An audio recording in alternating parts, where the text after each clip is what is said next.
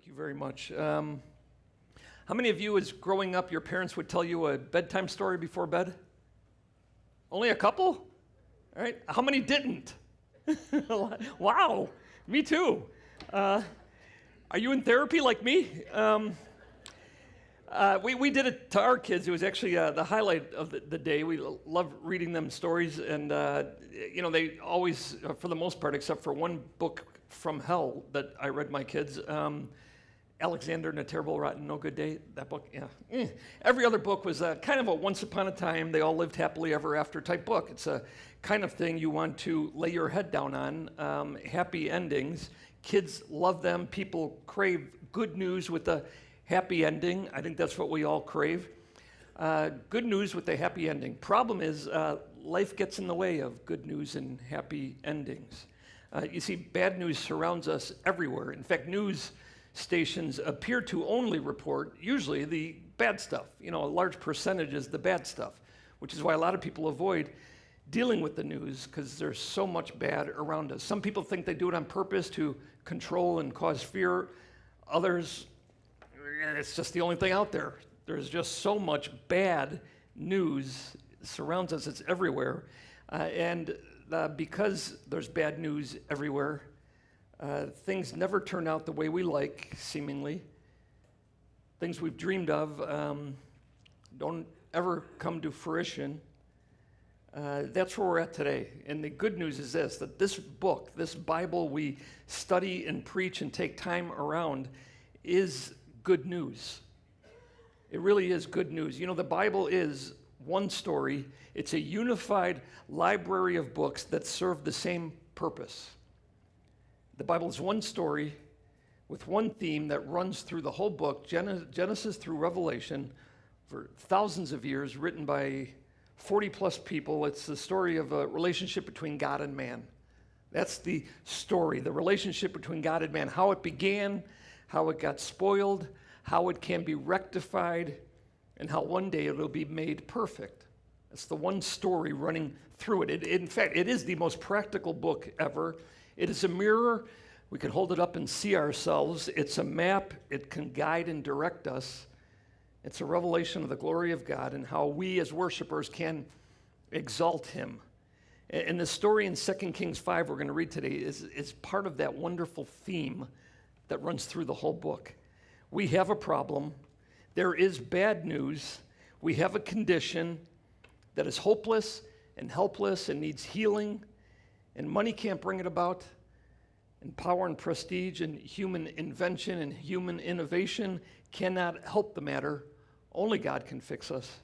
Welcome to the story of Naaman. So if you turn to 2 Kings chapter 5, we'll read through. So we're not going to get through the whole thing. I thought we were going to do the whole chapter, but it's my grandson's 4th birthday today.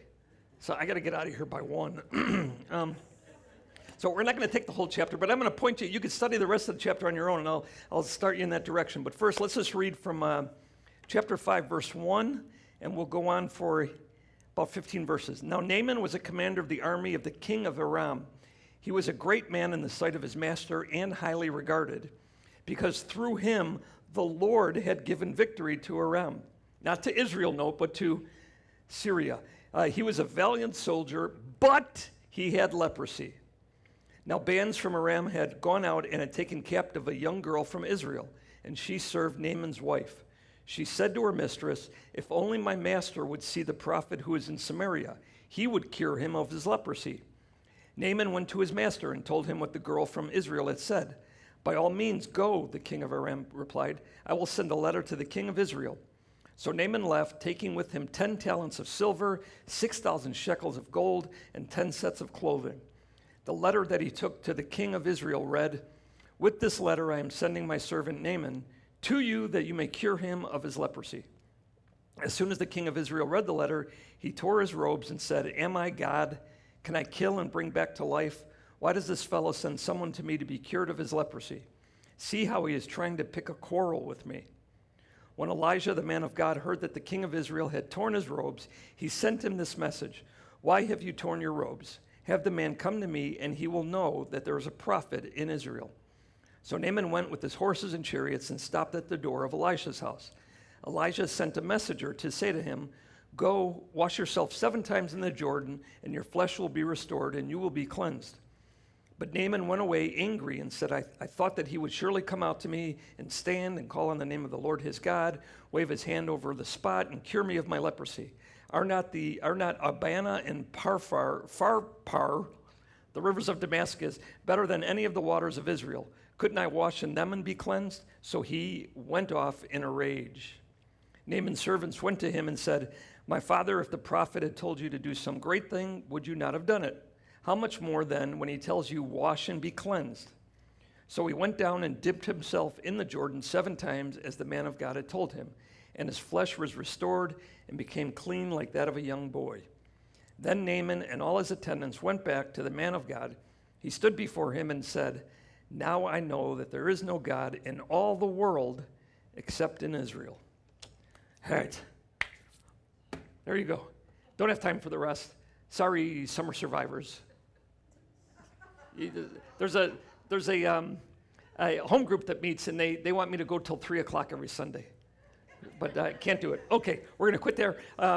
There's more to the chapter. Okay. Only God can fix us. Only healing can come from God. This chapter is a study of contrast. Note the different contrasts. And again, if you want to kind of meditate on this chapter and study it on your own, note the contrast. That's on purpose. The little girl, again, she's about as old. She's in that 12 to 30 range that the little boys from last week were calling Elisha a bald-headed, weirdo. Same kind of girl. So she's young. She's obviously young. Note her faith, and yet in the verses right after, I always wondered why verses 5 through 8 were in there. I think it's contrasting the girl's faith with the king's fear. Here you have the number one man in God's chosen nation, Israel. He's afraid. And you have the little girl who's showing incredible faith. So it's contrast.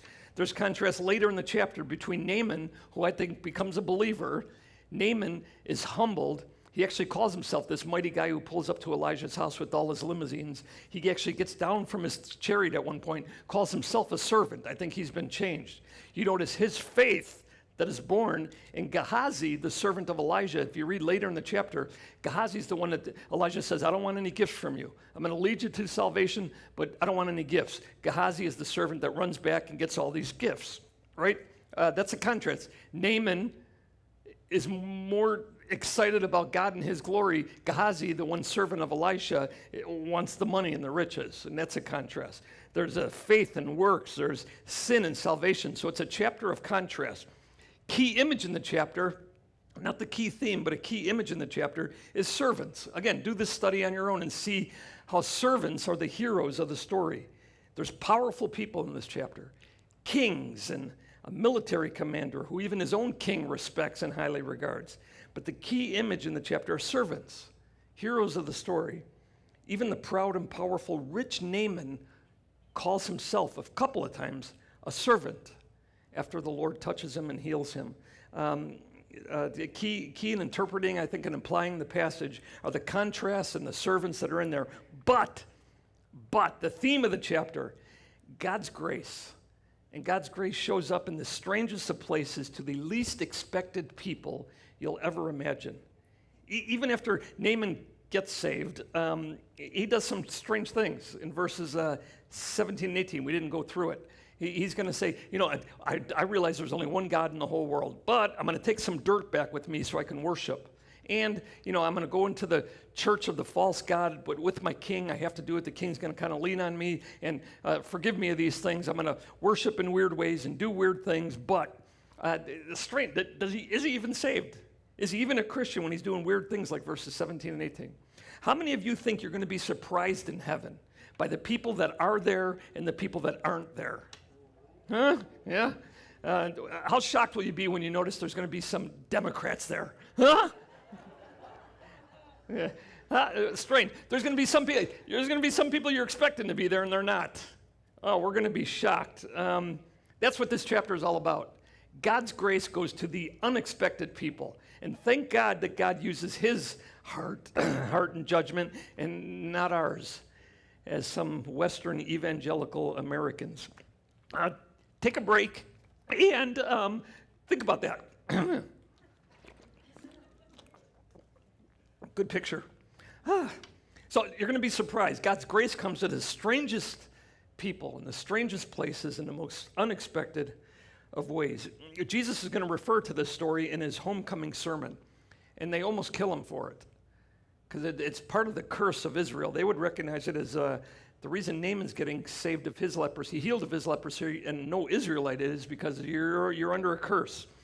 The key, verse 8 and verse 15. Here is the man, have the man come to me so that they know there is a prophet in Israel. Then Naaman said, know that there is no God in all the world except in Israel. What kind of God is God? He's this kind of God. He gives grace. He's a kind of God who reveals himself. He wants to be known. He wants us to know he exists, who he is, and how good he is. He's a revealing God. And unless we try to box God in, he wants us to be saved. He is patient, not wanting any to perish. And the only way to get saved is by grace through faith. And this chapter reveals that principle to us in a mighty way. So we're just going to look at a couple things. We have the outline in the bulletin. This chapter sets up this theme of saved by grace and grace alone in a very careful and detailed way. So let's look at the context. You note the context, broken down verses 1 through 4, like I said, in verses 5 through 8, there's this intro. Notice how the writer of 2 Kings is highlighting, did you catch it, the sovereignty of God. Highlighting how God is in absolute control. You got powerful kings, a wonderful, valiant warrior, commanding soldier, but God is the one in control. Remember, this is God's story, revealing God, revealing himself, but note his sovereignty is on display. We're introduced to this guy named Naaman, and did you catch that little phrase in verse 1? Through Naaman, the Lord had given victory to Aram, Syria. Through him, God, the God of Israel, gave victory to the Syrian commander. God exalted Naaman. God gave victory to Israel's enemy. Did you catch it? God is in control. God is not a Jewish mascot, right? He is in absolute control, serving his purposes and advancing his kingdom. God is in charge, and he's in charge of the big events. This is a huge global thing here, certainly a national thing. God is in control of even national defeats and victories. Israel loses a war, and God is behind it. I mean, catch that. It's supposed to be loaded. God is giving victory to Syria, and he's using Naaman as the hero. And after all that God has done to Israel, revealing himself, we've gone through it for the last 5 weeks or so. God is just revealing himself over and over and over again in powerful ways and judging sin, and Israel still doesn't get it. Or they just don't care, or they ignore it, or reject it. Look what the king in verse 7, what he does again. He reads the letter, he tears his robes, instead of running to God first. Am I God? Can I kill and bring back to life? Why does this fellow send someone to me to be cured of his leprosy? He rips his clothes. You think he would have learned the stories that God has just done recently in Elijah and Elisha. But they reject God, ignore God. So God gives victory to a great man named Naaman. How grateful is he? How great is Naaman? He's so successful that even his own king regards him and exalts him and thinks highly of him. He's a great man. Great man. This guy has it all. Think about it. He has it all. Look at all the stuff he brings. I was going to do some work here on verse 5 to see what that would be today. It's you're getting into possibly close to $1 million, but I don't know how to do math that great, as you guys know. So he's successful. He's rich. He's powerful. He has it all. He's as close to the perfect possible life you can possibly have. Money, riches, power, prestige, reputation, successful, victorious.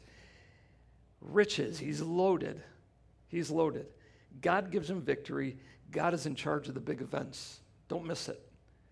But there's also this contrast going on as well. There's not only is God in control of the big events, but he's also in control of the small circumstances as well. A little servant girl in verse 3 says what she says. If only my master, the guy who plucked me from my land, the guy who kidnapped me, if only my master would see the prophet who is in Samaria, he would cure him of his leprosy. The whole story hinges on a little tiny girl. Isn't that incredible? The whole thing. This girl taken captive in a foreign land, she is the key to the whole story. What is that doing? Highlighting the sovereignty of God. God is in control of the big events and the little, small circumstances. It's a good contrast for us to remember, a good lesson for us. Some think that God is only interested in big, global affairs and activities. He doesn't stop and stoop into, what concerns little old me. Others think God can't control the larger global events. It's too chaotic. It's too out of control. But God is interested in me. I'm the apple of his eye. It's all about me. I would say this, both are true. Both are true. And I think this chapter highlights it in a wonderful way. God is in absolute, complete control. God's sovereignty is on display in the big and the little events, highlighting God's instrument, Naaman. Naaman, who has God's favor. He is the prize general for his victorious king. The king loves him. He's got everything going for him except one small thing. Did you catch it? Verse 1, right at the end. But, all these words to set up how great this guy is. But he had leprosy. One huge but. Isn't that just like life, folks? It's never perfect for anyone. There's always that one thing that kind of throws us a curve. Our life would be so much better if not for that one thing. It would be so great if we could only change that one thing. Think about me. I'll use me as an example. You look at me, for the most part, he's got everything, right? Beautiful wife, athletic, one of the most athletic guys you'll ever meet. I got it all, right? Except short. Did you notice I'm short? I've suffered with that disease my whole life. Think about that. All of us, if only for this, if we could change that one thing, it would be perfect. Naaman, successful, rich, mighty, resourced, but he has this deadly skin disease. Just that one thing. Verse 7, the king even says that this will obviously lead to his death.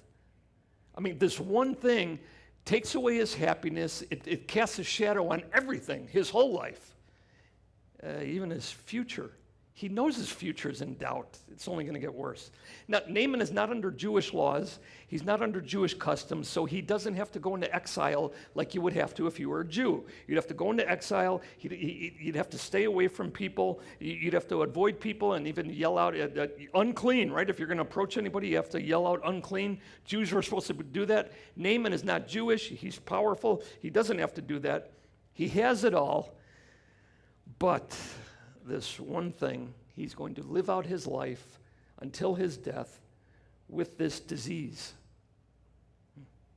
It's another contrast the writer is showing and even stressing to us in verses 5 through 8 is this one thing that is going to terminate his life. He knows that it casts a shadow. You got the faith of the little girl. She's kidnapped, she's in bondage, she's a slave, she's forced to serve her arch enemy. Her boss gets this deadly disease. I would say, good, right? Die, maggot. I hope this skin disease eats away at you, right? I hope you die a slow, painful death. But a little girl with a whole lot of faith and compassion to even her enemies, she says, God's prophet, the true God's mouthpiece, could help my boss. Wow. That's faith. And like I said, her faith contrasted with the fear of the king, verses 3 to verses 7. Faith of the little girl versus the fear of the king. Note the contrast there. I believe this king's attitude, he rips his, how am I going to save this guy? He rips his robes. I think his attitude, his lack of faith, his fear is reflective of the nation. I think the whole nation is like the king. I think this little girl, her faith is not normal. It is unique. It is very special. Or if we would have the faith like a little girl. So in this context, Naaman has it all, the perfect life, except for this one thing. God is in control of the huge mega events of the world, and he controls the small minutiae as well. This little slave girl plucked from her family, has big faith in a big God, and this powerful king of God's chosen people has no faith at all, but a whole lot of fear. That is the context of Naaman's condition. This man who has power and prestige, and verse 5, possessions, but Naaman had it all except this one thing. Do you see yet how his condition, this one thing, is reflective of today? I mean, you're like, Dave, this happened a long time ago. Get to today and how this applies to my life.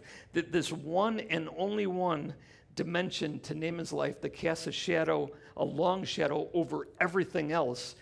This one condition was spoiling his life, spoiling his future. Do you see it yet? How Naaman's problem is our problem? I mean, have you caught it yet? How Naaman's condition was a spoiling, spreading, separating, ugly condition. That's what leprosy was. It's a classic biblical picture of the condition of every man and woman globally. I mean, when you see and think Naaman's leprosy, you got to think our sin. The physical condition faced by Naaman is a picture of the spiritual condition faced by each and every one of us in this room and in the globe, around the globe, rich or poor. This one but casts a shadow and will eventually bring all of us down. Sin is no respecter of people, not even Naamans of the world who have it all. It gets to all of us. No one is free from this condition. It retracts our happiness. It gives us regrets. It brings guilt and fear and anger and resentment and emptiness and aloneness. Do you see it yet, how we are the Naamans? I mean, this guy has it all. The nicest, fastest chariot with a king's letter in his hand, including gold and silver and really nice clothes. Couldn't buy a cure. And with this one condition that plagues all of mankind, there is only one cure, and one cure alone. Jill and I, every year, I think almost every year, we go to a Good Friday service at another church. And usually we drive a long way. And this year, I didn't want to drive that far, so I just picked a church fairly close to us. And it was awful. Can I say that? I won't tell you the church because I don't want to talk bad about it, but it was horrible. I mean, it's to the point where, and hopefully you get this, hopefully you're seeing and hearing sermons through the lens of the Word, right? It's ingraining you. So even if you hear a sermon that throws a couple Bible verses in, you're going to know, radar's up. It's not a sermon that's biblical, right? Even if you throw in a couple verses, it doesn't make it a biblical sermon. So I'm sitting there the whole time. I picked the church, and I'm getting sick to my stomach. That's how bad it is. And the three people that I brought are looking at me, blaming me because I'm the one that picked the church. So I ruined everybody's night, including my own. They're looking at me. Why would you come here? Come to me later. I'll tell you what church it is. No. Here's what was the problem with the church. Hey, throw in a couple verses, and we'll call that a biblical sermon. That wasn't just it. It was deeper than that. Basically, there is only one cure for your despair.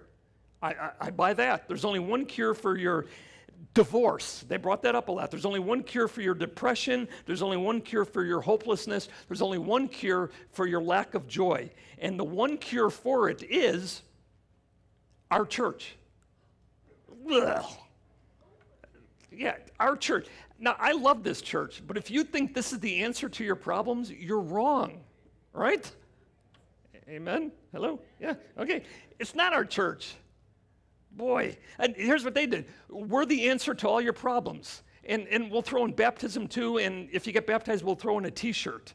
And that's going to fix everything, because we'll interview people and we'll prove it. They should have had the bags on the planes. What's that called? Okay.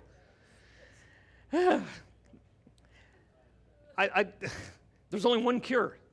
Every single person in all the world, no matter how rich you are and powerful you are, no matter what great reputation you have, like Naaman, we all have this one condition, but there is only one cure. Naaman's context, power, prestige, and possessions. I mean, it details it. Verse 1, verse 2, verse 5. His condition with all that he had and all that he had access to, one thing spoiled it all. And it was an ugly condition that detracted from his happiness. So here's the cure. With all his money and with two kings wanting to help. And even those two kings couldn't help him. They were helpless. But there is only one and only one cure for the one and single terminal condition that plagues us all. And I think notice it, verse 9 through 12, what I read. I think what is happening in verse 9 through 12 is this. Remember, 9 through 12 is he pulls up with his limousines. He's not even going to get out of his chariot. He sends word into Elijah, I'm here. Come out, kiss my ring. His fingers have probably fallen off because of the leprosy. But, come and do something and pay homage to me. Elisha doesn't even come out. He's reading his paper with his coffee, and he just says, go tell him to dip in the river 7 times. Doesn't even go out. How horrible. I think what is happening in verses 9 through 12 is this. Naaman is being humbled. And if he's going to be cured, he has to be humbled. His self-esteem is going to be stripped away in verses 9 through 12, and it's beautiful. Elisha's message could have been, you're special, and you're so great, and by golly, God just loves you. And if you get saved, you have so much to offer God's family. Oh my goodness. Think of all the things that Naaman could have done for the church. If you get saved, it's going to validate Jesus. I mean, they'll report this thing and say, look, Jesus even came to this guy. Jesus must be real because look at this important guy. That's how great you are, Naaman. The churches preach that today. I think what God is doing here is stripping Naaman of his pride. Yeah, Naaman, you have an ugly condition to which there is only one cure, and the one cure is beyond you, Naaman, even you. And you can't buy it. And Naaman, let me tell you, you can't even determine what your cure is. It's not even up to you. In order for you to be cured, you have to realize you have nothing in you to save yourself. And get ready for this, because it's going to make you feel bad. You're a miserable sinner. I believe that's what verses 9 through 12, I believe that's what it's doing, and I believe that's what a lot of churches in the West delete from the message. Don't tell people they're miserable sinners. It'll just make them feel bad. They won't come back, and if they don't come back, they won't be able to pay for a new building. Don't tell them they're in sin. Sin just makes people feel bad. Don't tell them without Jesus they have no hope. Verses 9 through 12, God is breaking Naaman, stripping him of his pride. Because if you're going to get this cure, you got to be stripped of your pride. Because in us, we think there's always something we can do. And the Bible says, no, you're always going to fall short, even if you're really slick like Naaman. Verse 9 and 10, Elisha doesn't even go to greet him. I love that. All the limos pull up, all the chariots. He sends a messenger out. Verse 11, he's angry. Verse 12, he leaves in a rage. Yeah. Naaman, you cannot determine your cure. It is beyond you, even you, great man. In fact, here's how impossible it is for you to do anything on your own. It's kind of like a camel, trying to fit a camel through the eye of a needle. It's impossible. I've tried it, folks. It's impossible. You may have to get cured God's way. The only way. And God's cure comes, and it comes from an unexpected source. This little girl, full of faith, kidnapped from her home, she points him to God. Isn't that something? God works in mysterious ways, doesn't he?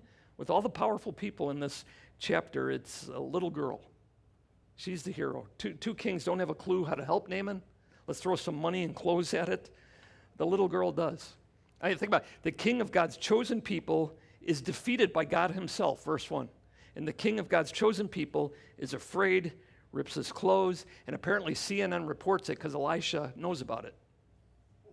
Why'd you rip your clothes? It's all over the news. A little girl simply points him in the direction of the one and only cure. Unexpected source. If all mankind has this one and only condition, and there's only one and only one cure for all of mankind's condition, and it came from ready for this, a homeless man who lived over 2,000 years ago in an unimportant corner of the Roman Empire, and he and only he is the one and only cure for all of humans in all of human history. And he came from Bethlehem, not Rome, and he rode in on a donkey, not a stallion. And he was lifted up, not on a throne, but on a cross, reserved for a criminal. It's an unexpected source our one and only deliverance comes from. And you think about it, in this chapter, a source of wisdom coming from someone so young, so unexpected, a little girl. And then God's cure came from such an unusual solution. Verse 14, let's read it again. So he went down and dipped himself in the Jordan 7 times, as the man of God had told him, and his flesh was restored and became clean like that of a young boy. Unusual solution meant for Naaman. It meant this: it can't be done his way, and it can't be done with his resources, and it can't be determined in his way. It's God's way, with anger and rage and total control initially, doing life his way. Can you just hear in his chariot? He probably had a DVD player in his chariot, probably playing Frank Sinatra's My Way, right? That's how he's doing life, folks. Think about it. In his rage, with all his riches, in his really fast chariot, he still has leprosy. Did you catch it? Still has leprosy. So Naaman, you better swallow your pride. You better come down from your chariot. You better be humble. You better get in the Jordan River, and you better be relieved of all the sores all over your skin by doing it God's way. He's insulted. He's humiliated. He's ridiculed. So many others have to be cured by first confessing they're sinners. Isn't that how we all got saved, if you're truly saved? Those who come up for air, finally realizing, I can't do it on my own. It's only God's way, and God's way alone. Again, like I said, we're good. We're not going to do it, but I'm just going to point you in these directions. We can't go on from verses 17 to the end of the chapter, but I want you to notice when you study on your own, Naaman and Gehazi. Gehazi is Elijah's right-hand man. But you notice, Naaman is the converted, after you get to the end of the chapter, Naaman is going to be the converted pagan. Gehazi, Elijah's right-hand man, is going to be the perverted Israelite. And notice that as you get along. And with the perverted Israelite, it's all about money, all about money, all about money. And boy, do we see that in the church today. Whew. The contrast between Naaman and Gehazi, take a look at it for yourself. But also notice in verse 17 and 18, I will read those because we're okay on time. We're almost done, by the way. Only a couple minutes. Musicians, you have about 3.5 minutes. 3 minutes and 34 seconds. Okay. If you will not, said Naaman, take my gifts. Please let your servant, he's calling himself a servant now, this big, powerful guy. Please let your servant be given as much earth as a pair of mules can carry. For your servant will never again make burnt offerings and sacrifices to any other god but the Lord. But he wants to take dirt back so he can do these sacrifices on the dirt of Israel, okay? Verse 18, but may the Lord forgive your servant for this one thing. When my master enters the temple of Rimmon to bow down, and he is leaning on my arm, and I bow down there also. When I bow down in the temple of Rimmon, may the Lord forgive your servant for this. Elijah says, go in peace. And then after that is when Gehazi secretly goes after him, and he wants all this stuff. Now, I want you to see that two strange things that this humbled servant Naaman says that he's going to do. Some people really struggle with this. What Naaman does here, what he says he's going to do here, is he saved? He sure doesn't sound like it in verse 17, right? Especially today, in our men's group, we would say, come on, suck it up, be a man. Who cares if your king even kills you? Stand up for Jesus, right? He's going to bring some Israeli dirt. I mean, that's his polytheism coming in. He believes there's only one God. He says it, but you know, they worship in the God of that nation, right? So he's going to bring this dirt so he can do the Israeli God. It's kind of a weird thing. When he goes into the temple, he's just going to go through the motions. I know it's a false idol he's saying, but I'm still going to do it. Forgive me for this. Naaman, be a man. Stand up for Jesus. I mean, even, remember the girl at Columbine? She even stood up for Jesus. Are you a Christian? She said yes, and she got shot through the head. What if she would have just said, I'm like Naaman? I think Naaman is really saved here. I really do. I think he confesses God as the one true God. And secondly, the Bible doesn't seem to knock Naaman for what he does here. I mean, it doesn't say it's a great thing, but it doesn't knock him either. And if the Bible's not going to knock Naaman, I'm not going to knock Naaman. But here's what I think. He goes from lost to found. Notice how he doesn't go from lost to theologian, right? Yet, anyway. Yet. God saves him mercifully. And God saves and gives mercy to whoever he wants to give mercy to. Even to people like Naaman, and thank God, people like me, huge sinner. It just has Jill. Now, Naaman got saved by grace, I think. And I think he's going to have to grow by grace too. Just like you and me. So the Bible doesn't knock him, and Jesus is even going to use him as an example in his homecoming sermon. His actions seem polytheistic, almost even cultish, but God's grace sometimes comes to the most unexpected places and to the least deserving. And that's what makes it grace, because none of us deserve it. Naaman, me, and you. I'm grateful. After I got saved, I think I was about the age of 8. And it was impossible for me as an 8-year-old to get saved. Only God could do it. And I'm so grateful that at my church, Emmanuel, at the time it was called Emmanuel Baptist Church. Now it's called Emmanuel Bible Church. I'm so glad. Okay, now what? I'm saved, now what? I live 4 houses down from the church. I walked home that Thursday night by myself. I'm glad they didn't say, okay, now you're saved, go live like Jesus. It was impossible for me to get saved, and you know what? It's impossible for me to imitate Jesus too. I'm going to need the Holy Spirit and some time, some sanctification, some refining, some taking the poem that God says that I am and to continue the good works in me. It's going to take some grace for me to grow. It's impossible to be saved without Jesus, and it's impossible to look like Jesus without Jesus. So here's the key with Naaman, saved by Jesus, transformed by Jesus throughout his life. So I can eventually stop doing dumb things like Naaman does in verses 17 and 18. So I think God is being gracious with this guy, and I think we need to be gracious too with each other. Sometimes Christians do things you don't understand, you don't like. There's so many fighting and factions out there, and we can't get along, and I think we're going to need some grace this way too.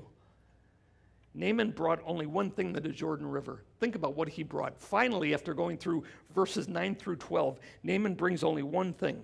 Same thing that I brought out to the foyer of the sanctuary of Emmanuel Baptist Church, sitting on a wooden pew right outside the women's bathroom. I only brought one thing, and it wasn't as an 8-year-old intelligence. I didn't have that much of it. I didn't bring to that foyer, I didn't bring spiritual insight. I didn't bring discernment. I didn't bring anything that I knew I needed in order to become whole and healed and right. Just like Naaman only brought one thing and one thing only to the Jordan River. And you know what it was? His condition. That's it. Gold and silver and clothes and good works and being nice and acting kindly and giving to charities. The Bible calls those things filthy rags. And they get us nowhere. But wisdom from someone so young, little girl said, go to God, he can heal you. And the healing from something so simple, jump in a river 7 times. Here's the one thing that we do. So simple. Just simply believe. Jesus died for my sins. I'm a sinner. Jesus died for my sins. He rose again, giving me life, and all I have to do is believe that and receive it. It's so simple. But it takes care of the huge condition in our lives. Praise God. Let's pray. Father, we thank you so much for making known to us over and over and over again how ugly our condition is. And Lord, instead of just keep harping on how special we are and how loved we are and how incredible we are and how you could use us and gift us, Lord, first comes this one ugly truth. We have a condition, and we will always fall short, and we will never be able to do it on our own. So, Lord, we thank you for the cure. You sent your Son to die in our place. Father, help everyone in this room to believe that Jesus died for them as sinners, rose again, giving us life. Lord, help them to receive this wonderful life of Jesus.